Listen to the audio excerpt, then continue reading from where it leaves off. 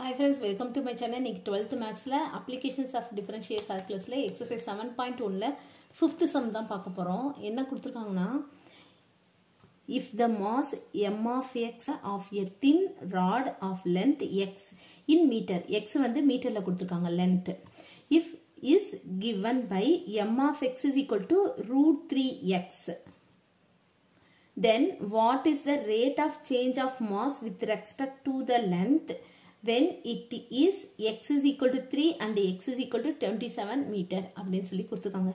இதுவுமே என்ன கேட்டிருக்காங்கன்னா rate of change of mass, இந்த மாஸை வந்து டிஃபரன்ஷியேட் பண்ணணும். எதை பொறுத்து? With respect to the length. லென்த்ன்றது என்னது? எக்ஸ். எக்ஸை பொறுத்து டிஃபரன்ஷியேட் பண்ண சொல்லியிருக்காங்க. அவ்வளோதான். டிஃபரன்ஷியேட் பண்ணிட்டு எக்ஸ் இஸ் ஈக்குவல் டு 3ன்னு சொல்லி இதை சப்ஸ்டியூட் பண்ணணும். எக்ஸ் இஸ் ஈக்குவல் டு 27 சொல்லி சப்ஸ்டியூட் பண்ணணும். அவ்வளோதான். சப்ஸ்டியூட் பண்ணி படிச்சோன்னா அவ்வளோதான் முடிஞ்சிச்சு. இப்போ ஃபர்ஸ்ட் நம்ம மாஸ் என்ன கொடுத்துருக்காங்கன்னு சொல்லி நம்ம எழுதிக்குவோம். M of X, M of X is equal to ரூட்டுக்குள்ள 3யும் உண்டு எக்ஸும் உண்டு. அப்போ ரூட் 3 ரூட் எக்ஸ் எப்படி எழுதலாம்? Root X is equal to X power 1/2 எழுதலாமா? அவ்வளோதான். அதை தான் எழுதிப்போம். X power 1/2. சரிங்களா? இப்போ இதை எக்ஸை பொறுத்து டிஃபரன்ஷியேட் பண்ணுவோம். அப்போ டிஎம் பை டிஎக்ஸ். சரிங்களா? இதை நம்ம எம் ஆஃப் எக்ஸை எம்னே நம்ம எழுதிக்கலாம். அவ்வளோதான். இப்போ ரூட் 3 வந்து கான்ஸ்டன்ட், அதனால நம்ம எழுதிக்குவோம். இப்போ X power n, n into X power n minus 1, n into அப்படின்னா இது இங்கே வந்துடும். அப்போ 1/2 into X power n minus 1.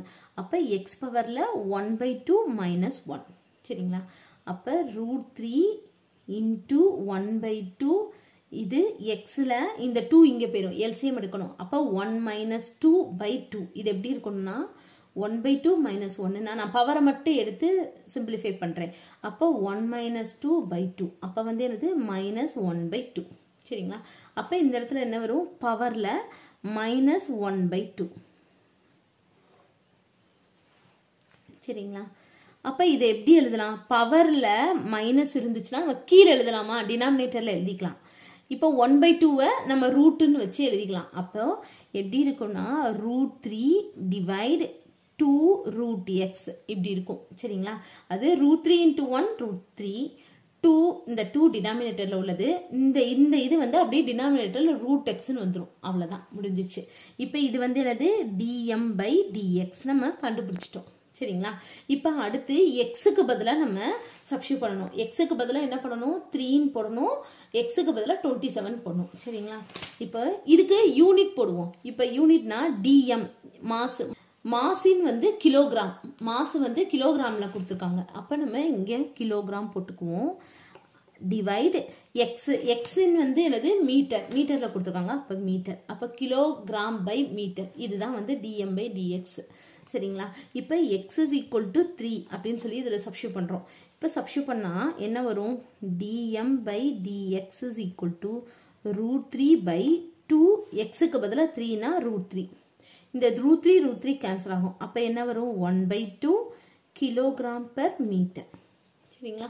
அடுத்து வந்து எக்ஸ் இஸ் ஈக்குவல் டு 27 அப்படின்னு சொல்லி சப்ஸ்டியூட் பண்ணுறோம். அப்போ டிஎம் பை டிஎக்ஸ், இந்த இதை 1ன்னு வச்சுக்கோங்க. இது 1ல தான் சப்ஸ்டியூட் பண்ணுறோம், இதுவும் 1ல தான் சப்ஸ்டியூட் பண்ணுறோம். சரிங்களா? அப்போ என்ன வரும்? Root 3/2 root 27. அப்போ ரூட் 3/2 இன்டூ இப்போ 27 வந்து நம்ம போட்டோம்னா என்ன வரும்? இப்படி போடுங்க. 27 3 போட்டோம்னா 9 3 3. அப்போ 3 தடவை வரும். இப்போ ரூட்டுக்குள்ள 3 தடவை வந்துருச்சுன்னா இப்போ இந்த ரெண்டுக்கு பதிலாக நம்ம ஒரு 3 எடுத்துக்கலாம் ரூட்டுன்றனால. அப்போ 3 ரூட் 3ன்னு வருமா? அவ்வளோதான். 3 ரூட் 3. ரூட் 3 கேன்சல் ஆயிரும். அப்போ ஆன்சர் வந்து என்னது? 1/3 2s are 6. அவ்வளோதான். Kilogram per metre. அவ்வளோதான் இந்த சம். தேங்க்யூ.